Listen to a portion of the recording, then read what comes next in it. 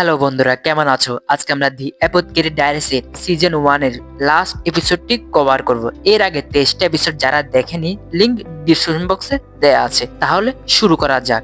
এই এপিসোডটির নাম হলো জিনসি এন্ড মাও মাও। এর আগের এপিসোড আমরা দেখি যে মাও মাও লাখানের সাথে বাজি জেতার পর ভার্ডিগিস হাউস থেকে একজন গণিকাকে কিনে বের করে আনার কথা ছিল। এরপরে মাও মাও লাখানকে একটি শুকনো নীল গোলাপ পাঠিয়েছিল, যার মাধ্যমে সে ইশারা করেছিল যে ফ্যাংশিয়ান এখনো জীবিত আছে। ফ্যাংশিয়ান হলো মা মায়ের জন্মদাত্রী মা এবং লাখানের পুরনো ভালোবাসা। এরপরে ভার্ডিগিস হাউসের প্রধান যে মহিলাটি উনি এসে লাখানকে বলে যে মিমে সহ অন্য গণিকাদের মধ্যে একজনকে পছন্দ করার জন্য। লাখান যখন মিমেকে বেছে নিতে যাচ্ছিল তখন মিমেই লাখানকে গোপনে ফ্যাংশিয়ানের থাকার জায়গার দিকে পথ দেখিয়ে দেয়। তখন লাখান দৌড়ে গিয়ে ওই রুমটার ভিতরে প্রবেশ করে এবং সে অসুস্থ এবং স্মৃতিশক্তি হারানো ফ্যাংশিয়ানকে দেখতে পায়। ফ্যাংশিয়ানের শরীর সিফিলিসে জর্জরিত হলেও লাখানের চোখে এখনো ফ্যাংশিয়ান সেই অপরূপা যাকে লাখান ভালোবাসত। এরপরে লাখান নিজের আবেগ নিয়ন্ত্রণ করতে না পেরে ফ্যাংশিয়ানের হাতে একটি গো খেলার গুটি তুলে দেয় এবং খেলার প্রস্তাব দেয়, যা তাদের ভালোবাসার পুরনো স্মৃতি। এই দৃশ্যটি আমাদেরকে দেখায় যে লাখানের ভালোবাসা ছিল নিখাত, যা শারীরিক সৌন্দর্য বা অসুস্থতার ঊর্ধ্বে। গ্র্যানি তখন তাদের বাধা দিতে আসলে মিমেই তাকে মানা করে এবং তাদের পুনর্মিলন দেখে তারা আবেগপ্রবণ হয়ে ওঠে।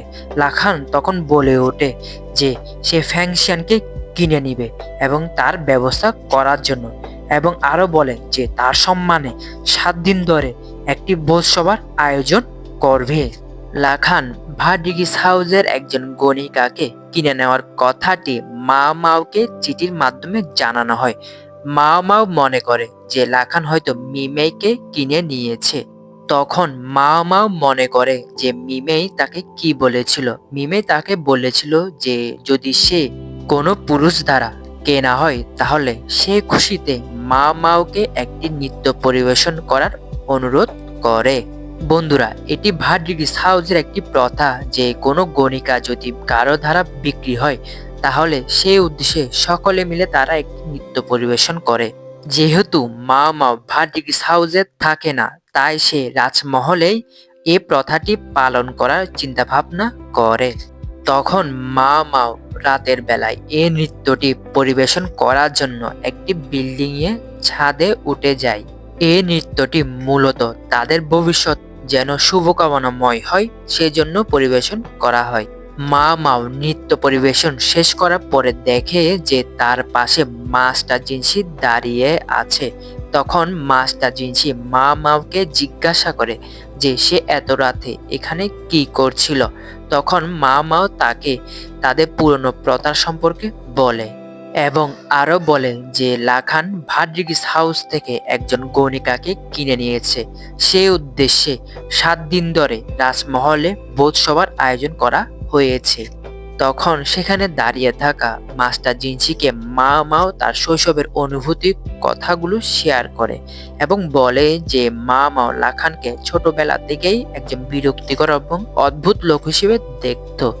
মাস্টার জিনসি তখন দেখতে পায় যে নাচের সময় মা মাওয়ের পুরনো ক্ষত থেকে রক্তপাত শুরু হচ্ছিল। মাস্টার জিনসি সেটি দেখার সাথে সাথে তাকে থামায় এবং তার যত্ন নেওয়া শুরু করে। এরপরে মাস্টার জিনসি মাও মাওকে কোলে তুলে নিয়ে বিল্ডিং এর ছাদ থেকে লাফ দিয়ে নিচে নেমে আসে এবং হাঁটতে হাঁটতে তারা তাদের পুরনো কথাগুলো বলতে থাকে। এই পর্বটি মূলত লাখানের ফ্যাংশিয়ানের প্রতি গভীর এবং স্থায়ী ভালোবাসা প্রকাশ পায়, যেখানে ফ্যাংশিয়ানের অসুস্থতা বা চেহারা পরিবর্তন হওয়ার সত্ত্বেও লাখান তাকে গ্রহণ করেছিল। এরপরে মা মাও তার জন্মদাতা পিতা মাতার জটিল পরিস্থিতিকে মেনে নিয়ে তাদের একত্রিত করার জন্য তার ভূমিকাও দেখানো হয়। এরপরে এপিসোড শেষ হওয়ার পরে আমাদেরকে নতুন সিজনের জন্য একটি রহস্যময় ঘটনা দেখায়, যেমন লোলান এবং তার বাবার গোপন মিটিং। আর সেই ঘটনাটি কি এবং মা মাও কেমন করে এই ঘটনাটির রহস্য উন্মোচন করে সেটি দেখতে হলে অবশ্যই নেক্সট সিজনের অপেক্ষায় থাকতে হবে। মা মাওয়ের এই ইন্টারেস্টিং জার্নিগুলো দেখতে হলে অবশ্যই এই চ্যানেলটিকে সাবস্ক্রাইব করে এই চ্যানেলটির সাথে থাকতে হবে। আপাততের জন্য গুড বাই।